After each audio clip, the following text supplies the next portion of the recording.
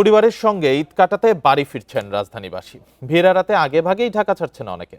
ঢাকা টাঙ্গাইল, ঢাকা আরিচা ও নবীনগর চন্দ্রা মহাসড়কে নির্বিঘ্নেই চলাচল করছে যানবাহন। এ বিষয়ে জানাতে খুলনা থেকে যুক্ত হয়েছেন সহকর্মী অভিজিৎ পাল। অভিজিৎ পাল, ঈদ যাত্রা তো শুরু হয়েছে, সরকার রেশনিংও তুলে নিয়েছে জ্বালানি তেল সরবরাহে। এখন কি অবস্থা দেখছেন?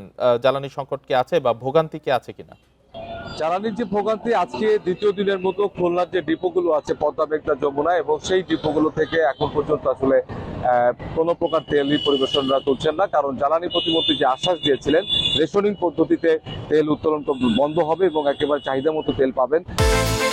বিকাশ পেমেন্টে 10,000 টাকার বেশি অফার। শপিং চলছে তো। ব্যবসায়ীরা সেইভাবে আসলে সেই আশ্বাসের বাস্তবায়ন না হওয়ার কারণে তেল উত্তোলন হচ্ছে না। আর তেল উত্তোলন না থাকার কারণে যেটা হয়েছে যে খুলনার আমরা এখন পার হাউস মোড়ে আছি, একেবারে প্রাণ কেন্দ্রে।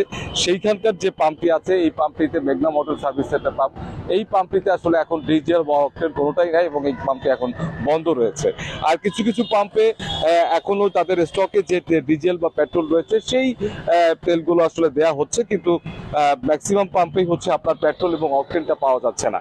আমরা যখন এই পাম্প মালিকদের সঙ্গে বা ব্যবসায়ীদের সঙ্গে কথা বলেছি, তারা আমাদেরকে যা জানিয়েছেন যে পরিবেশক সমিতি যারা ছিলেন তারা রেশনিং পদ্ধতিতে আসলে ডিপো থেকে তেল তুলতে রাজি নয় এবং তাদের যে চাহিদা সেই চাহিদা অনুযায়ী আসলে তারা তেল পাচ্ছেন না, যার কারণে তাদেরকে তারা গতকালকে কর্মবিরতিতে যান। এবং এরপর আমরা দেখি যে মন্ত্রীর সঙ্গে ঢাকাতে তাদের একটি মিটিং সভা ছিল। সেই সভা থেকে মন্ত্রী ঘোষণা দেন যে রেশনিং পদ্ধতিতে তেল উত্তোলন করা যাবে আবার নতুন করে, এবং রেশনিং পদ্ধতি থাকবে না, চাহিদা মতোই তেল পাওয়া যাবে। কিন্তু সেই মন্ত্রীর আশ্বাসের বাস্তবায়ন না হয় আজকে আবার কিছুক্ষণ আগে থেকেই তেল উত্তোলন বন্ধ রেখেছেন ব্যবসায়ীরা, এবং যার কারণে পাম্পগুলোতে এখন তেল পাওয়া যাচ্ছে না এবং ভোগান্তিতে পড়ছেন সাধারণ মানুষ। খুলনা থেকে জ্বালানি তেলের ভোগান্তি নিয়ে জানাচ্ছিলেন সহকর্মী অভিজিৎ পাল।